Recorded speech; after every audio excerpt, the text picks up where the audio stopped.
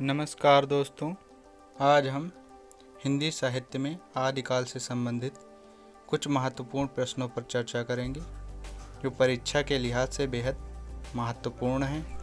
चलिए प्रश्नों की शुरुआत करते हैं। आपका पहला प्रश्न है, खालिक बारी किसकी रचना है? खालिक बारी किसकी रचना है? आपके पास ऑप्शन है रोड कवि, मधुकर भट्ट, हेमचंद्र, अमीर खुसरो।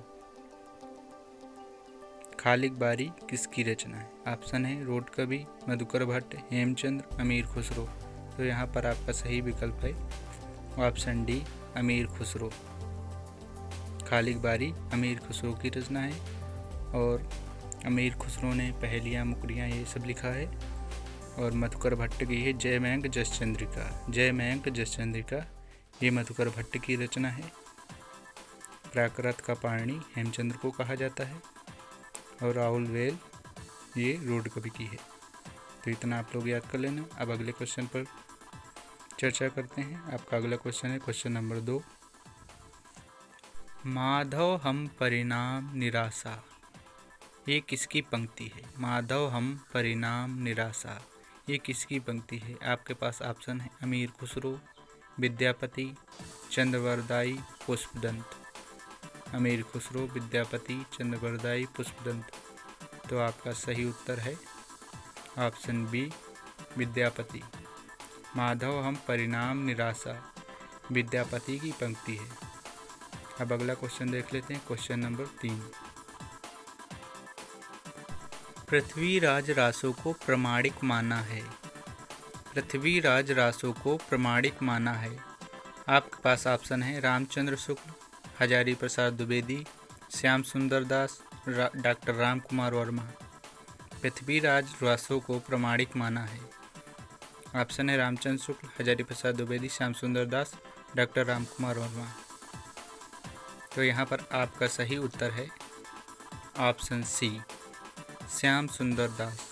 पृथ्वीराज रासो को श्याम सुंदर दास ने प्रामाणिक माना है और हजारी प्रसाद द्विवेदी ने पृथ्वीराज रासो को अर्ध प्रमाणिक माना है, जबकि रामचंद्र शुक्ल ने पृथ्वीराज रासो को अप्रमाणिक माना है। ये याद कर लेना। अब अगले क्वेश्चन पर चर्चा करते हैं। आपका अगला क्वेश्चन है क्वेश्चन नंबर 4। खेलन कवि कहा जाता है। खेलन कवि कहा जाता है। आपके पास ऑप्शन है स्वयंभू, विद्यापति, रहीमदास, शालिभद्र सूरी। आपके पास ऑप्शन है स्वयंभू, विद्यापति, रहीमदास, शालिभद्र सूरी। खेलन कवि किसे कहा जाता है? तो आपका सही उत्तर है विद्यापति, ऑप्शन बी। खेलन कवि विद्यापति को कहा जाता है। अब आपका अगला क्वेश्चन है क्वेश्चन नंबर 5। शालिभद्र सूरी को हिंदी का प्रथम कवि तथा इनकी रचना भरतेश्वर बाहुबली रास को हिंदी की प्रथम रचना माना है। शालिभद्र सूरी को हिंदी का प्रथम कवि तथा इनकी रचना भरतेश्वर बाहुबली रास को हिंदी की प्रथम रचना माना है।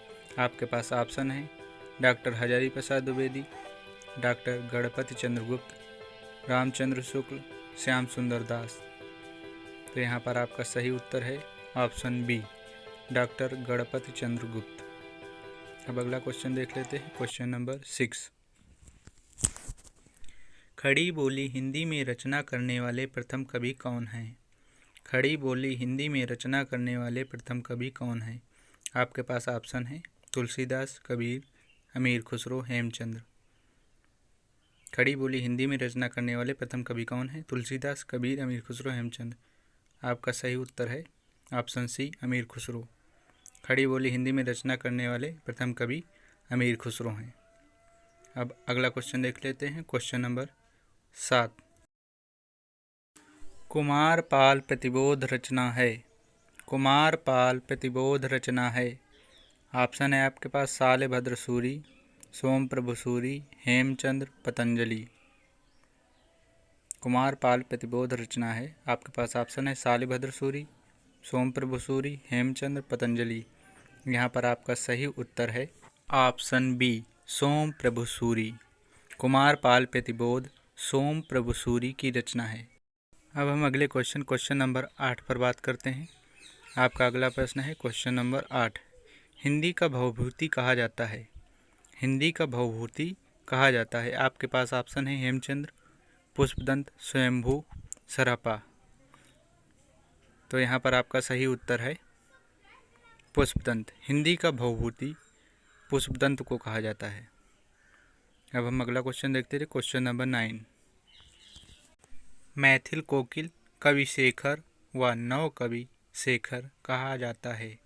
मैथिल कोकिल कवि शेखर व नव कवि शेखर कहा जाता है। आपके पास ऑप्शन है विद्यापति, जायसी, कबीर, घनानंद। विद्यापति, जायसी, कबीर, घनानंद। यहाँ पर आपका सही उत्तर हो जाएगा विद्यापति। मैथिल कोकिल कवि शेखर, नव कवि शेखर विद्यापति को कहा जाता है।